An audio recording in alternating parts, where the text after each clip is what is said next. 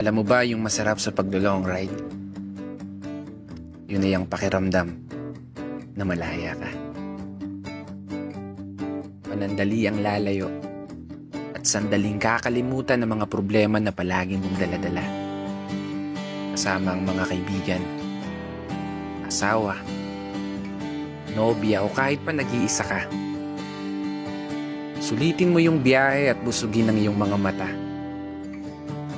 Pagmasdan ng magagandang tanawin at kusang ibulong sa hangin mga plano at pangarap na balang araw papalarin.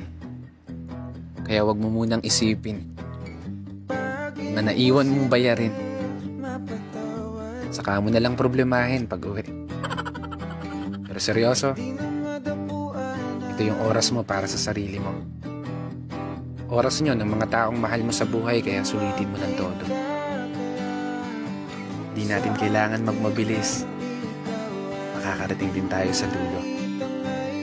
Enjoyin muna nating pagmasdan ang ganda ng mundo.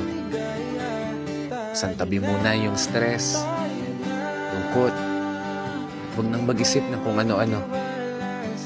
Maging masaya lang tayo at sulitin ang mahabang paglalakbay nang may bakas ng ngiti sa mukha mo.